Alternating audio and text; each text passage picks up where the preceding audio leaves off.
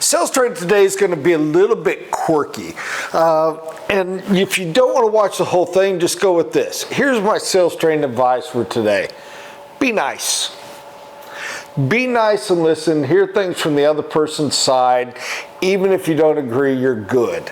Now, that said, I want to tell you why I bring that up. And it's a minor thing, and I hope I make sense out of this. I have a next door neighbor who I like. I like him a lot. He's an attorney of some sort. Don't remember what the wife does. I know they lost a child about 14 years ago now, but right before we moved in next door to him. He was a senior in high school, and I know that the wife went through and I'm trying to say this, somebody to research or downplay, went through, as you understand, a very solid depression for years. I'll never forget one of the sweetest stories was as my youngest children were graduating, she came over to the house and all teared up, giving them a gift they didn't deserve, and saying how when she was really struggling, she would go and sit in her backyard and nobody would know it, just to listen to the kids play, to hear joy. It always touches me. I probably messed it up. I know I did a little bit here. We forget the wonder of love and joy in the world. We forget the wonder of love and joy of our neighbors and everything else that goes with. And even when you try to help, most of us don't know how in the big things. Most people don't know how to ask for it. But it's so cool, the little things that do still get through. Say all that, we have a very nice relationship, very nice family. Now, I go through that to go lay the foundation for this. Big election going on, and it's been, you got to go back to my childhood, guys, for me to remember one that had this much just hate flowing. It's just insane. I've never seen such blatant across the board. Now, here's the funny thing. My neighbor and I could not be more different. I have a Trump 2020 sign in my yard. He has a crazy man and crazy woman sign in his yard. You can guess my opinion.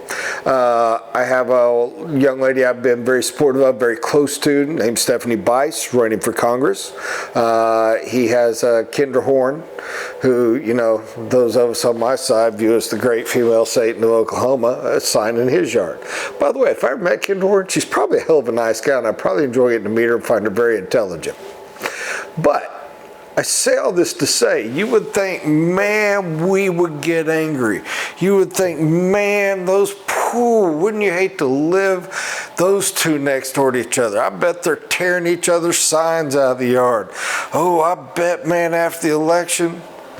No, not at all. You know why? Because we didn't move next door to each other and bring those signs with us. Move next door to each other and listen to each other, and we're neighbors, and realize that, man, you have very different views from me, and you have a very different job from me, and you have very different experiences from me, and you have a very different opinion from me. And by the way, us sitting down and communicating and talking about it is not going to be a epiphany of, oh, well, now I completely agree with you, or, oh, thank the Lord, now that you've heard the wisdom, you completely agree with me. It's like a Muslim friend I had. We'd have a lot of theological discussions. And deep in my heart, I always believed, oh, that was good. Okay, finally, he's going to go, bam, light came on.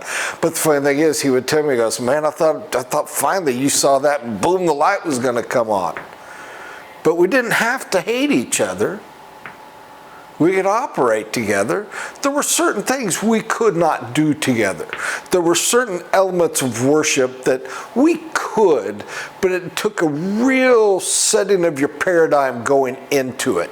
You had to really think of it more like, you know, the old great Indiana Jones thing. I'm eating monkey brains, and this is going to be gross, but I'm going to really put myself in the right state to at least have the experience.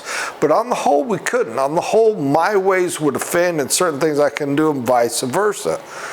But, you know, same time, there's a lot of stuff that traditional women do that I, a traditional male, don't get to do with them. You know, it's as simple as I don't get to go in the women's locker room. I mean, just really, there's little silly things. Avoid those. But on the whole, got along great with the guy. Think got along great with me. Get along great with my neighbor. Gets along great with me. Because it's people, man. It ain't that harsh. It doesn't have to be. If you don't think like, no, you don't have to think like me. The basic cores. You can't hurt me. You can't hurt my stuff. You can't hurt my family directly. And I get it. I get it. This is where it falls apart in politics. We get so caught up in the ideologies. It's where it falls apart in religion. We get so caught up in the ideologies. Because if we start breaking it down and we start making it complicated, I have to fight for my religion. I can't let you have religious freedom because your religion is trying to constantly taint my children and lead them straight to hell. And so if you're allowed to speak, you're going to be a bad influence, and boom, it has to be shit. You know, yes, we can get along. Oh, we can't in that area because you're hurting my children in their schools. I get all that stuff, but it really, truly, don't overthink. Greet everything with love. So now we come back to why do I consider this sales training? And it sounded like a political diatribe, and it wasn't. When you are meeting a client, the odds of you, he, she, they, having perfect and exact concepts and links, if your politics have to line up, if your religions have to line up, when they do and you get that common ground, it's kind of easy. But have you ever had that client that you're like, oh, common ground so easy, I'm just going to write common ground, and then you hit the hiccup where you say something that offended them, and you've laid everything on, I'm right with you, buddy, and all of a sudden you ain't right with them, and you derail the whole deal? Common ground's awesome, but it can't be everything. But you know what can be everything? Love, kindness. You listen with an open heart, you listen with an open mind, you listen what their needs are, and if you can serve them, how you can serve them, and for what the provision is. And you can do that and you can get along very well, and there's no need to judge, there's no need to have harsh opinions, there's no need for anything else. It's just meet with love and kindness. It's the same stuff that you do when you get home and you meet a neighbor. It's the same thing you do when you have a friend that you developed the friendship before you found out what the big negatives were that wouldn't allow you to be friends. It's the same thing you do when you and your spouse have had a big argument, and we may not be able to solve this, and you realize, yeah, we can, and a week later we're not going to remember what that unsolvable thing was. Greet your client that way every single time. Have that heart. Have that mindset. Have that sweetness. It overcomes a ton. It builds a great relationship. It sets you in the right framework for how you're going, and it helps to build a good, caring trust.